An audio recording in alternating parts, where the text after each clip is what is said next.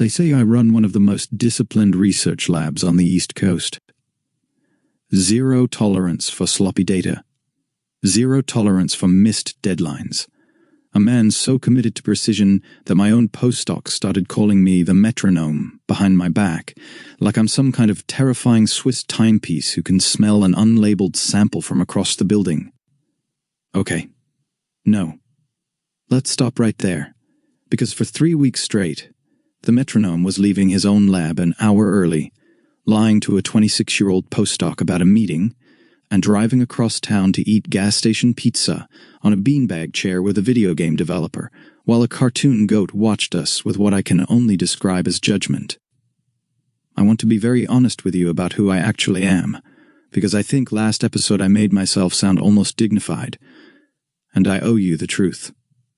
I am a man who once explained the amygdala for 6 consecutive minutes to a woman on a forced date, and I am also a man who, 3 weeks after meeting a stranger named Milo Reyes, had memorized his entire pizza order, learned his cat's feeding schedule, and named a digital goat Kevin, without being asked to participate in that decision.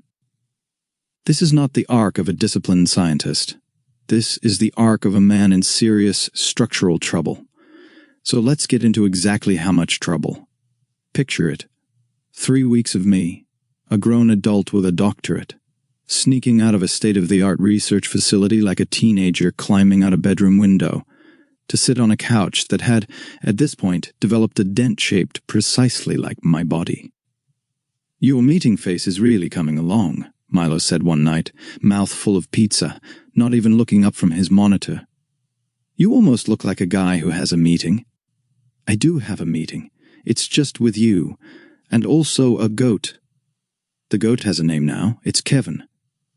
Kevin the digital goat became somehow the single most emotionally stable relationship in my entire life, which should have alarmed me significantly more than it did at the time. Here is what those 3 weeks actually looked like, if I'm being fully transparent with whoever is out there listening to me overshare about my love life at volume. Pizza that was not, in any legal sense, organic. Sparkling water Milo specifically started buying because I'd mentioned once, in passing, that I liked it, which, if you know anything about men who grew up starved for basic attention, is approximately the romantic equivalent of a marriage proposal. A couch with a West-shaped dent in it, and Milo narrating his own stream to an audience of roughly 40 devoted, feral strangers who had, within days, started tracking my arrival with the accuracy of federal surveillance. "Is that the doctor guy?" someone typed the second I sat down in frame. "Dr. Guy returns," someone else added, like I was a recurring guest star on a soap opera nobody asked me to join. "Milo, your boyfriend is here," said a third, and I watched live in real time. A man who threatens rival streamers in ranked lobbies for a hobby turn the color of a fire alarm. "He's not. Okay, chat. He's not can somebody moderate this?" Milo sputtered, and I want the record to reflect, I did not correct them. I let the word boyfriend sit right there in that chat like an unattended firework, and some small, previously undiscovered part of my brain lit up so bright it made the amygdala paper look like a post-it note. Meanwhile, my actual, credentialed, tenure-track life had noticed I'd checked out, because my research partner on the current grant happened to be, in one of the universe's more elaborate, practical jokes, Dr. Naomi Park. Same Naomi. Same forced dinner. Turns out she's not just my parents' favorite hostage arrangement. She's also a brilliant enough scientist that we co-author papers together, which means she sees me 4 days a week, which means she noticed immediately. "You've mislabeled 3 samples this week," she said one morning, not looking up from a microscope. "And you smell like pizza at 10 in the morning. Talk." "I don't smell like pizza." "Wesley." She finally looked at me, flat, terrifying, unimpressed. "I have a PhD in behavioral neuroscience. I know a man in love badly hiding it when I see one." And there it was, called out, in my own lab, by the exact woman my mother had hand-selected off a spreadsheet to be my wife. "His name is Milo," I said, caving on the spot like a man with zero structural integrity. He runs a gaming cafe. He thinks I'm bad at feeding a goat. Naomi set down her pipette, dead serious.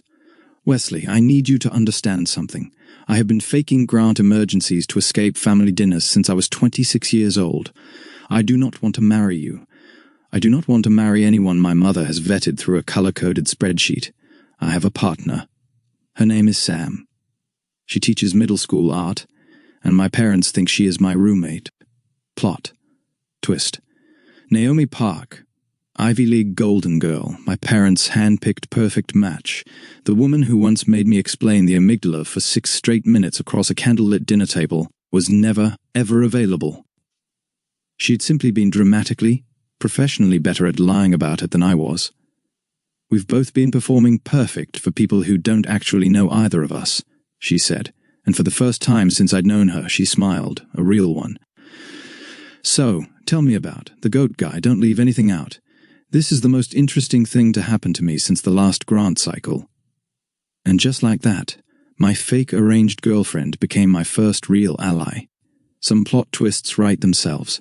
Some of them just want a co-conspirator so they can watch you self-destruct in comfort. A few nights later, I did something I hadn't done since college. I stayed late. Not one more round, late. Actually late. The kind of late where you fall asleep on someone's couch during the credits of a movie neither of you were watching, and wake up under a blanket you definitely did not put there yourself. Milo's apartment was small, cluttered with monitors and cables, home to one extremely judgmental cat named Pixel, and it was, without a single competing thought in my head, the most comfortable I had felt in a room in years. No performance review disguised as a dinner conversation. No H-index comparisons over dessert. Just noise-cancelling headphones on a coffee table, and a guy who apparently thought watching me sleep drool on his couch was, quote, kind of cute, actually, don't tell anyone I said that. You know you talk in your sleep, right?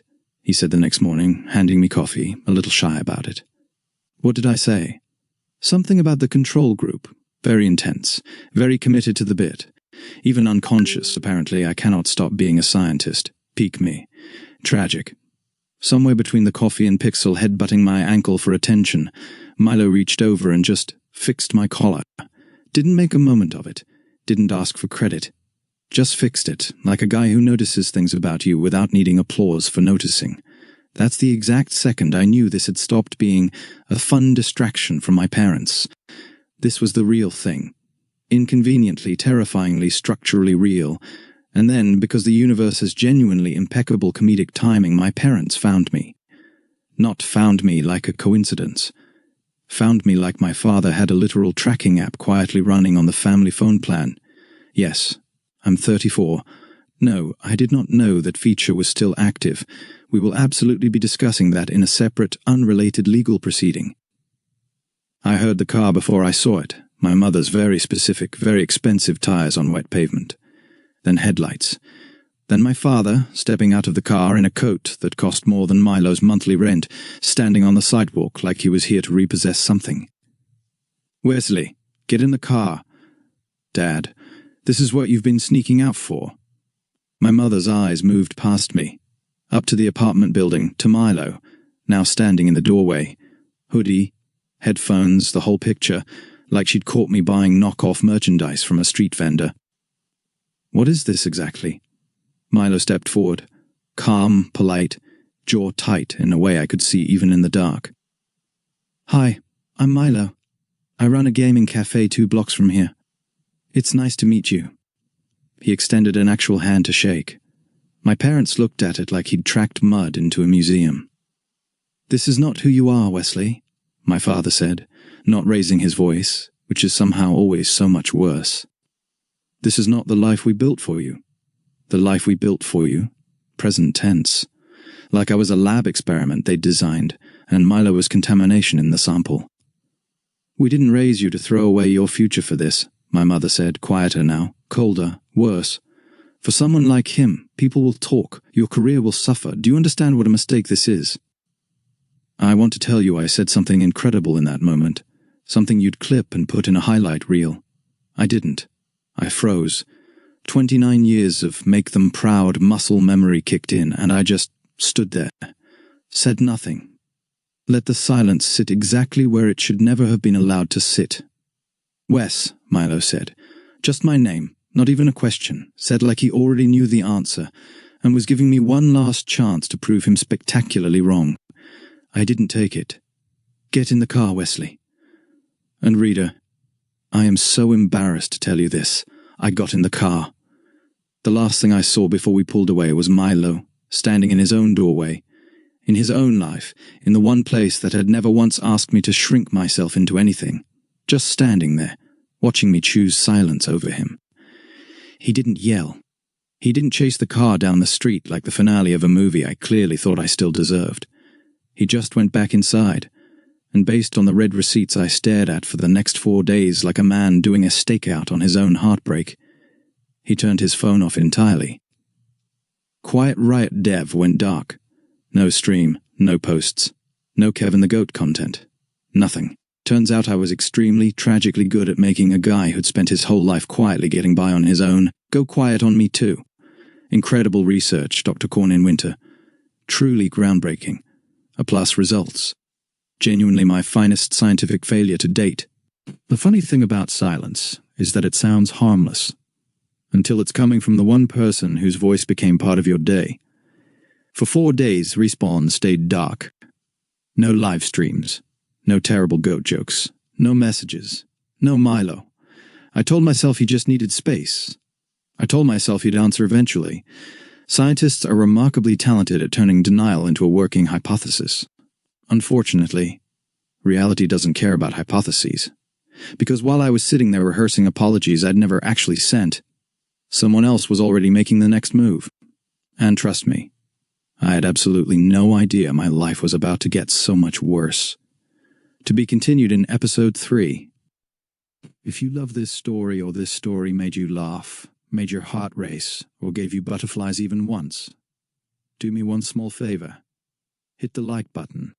It tells YouTube that this is a story worth sharing, and it helps more BL fans discover this little corner of the internet. And that's what keeps me going. If you're new here, don't forget to subscribe and turn on notifications, because I upload brand new BL stories filled with romance, comedy, drama, and plenty of heart. And if you know someone who would absolutely obsess over this story, share it with them. I'd love to know what you thought too. Who was your favorite character? What was your favorite scene? Or tell me what kind of BL story you want me to bring to life next. I read your comments, and a lot of my future stories are inspired by what you ask for. Thank you so much for spending your time with me today.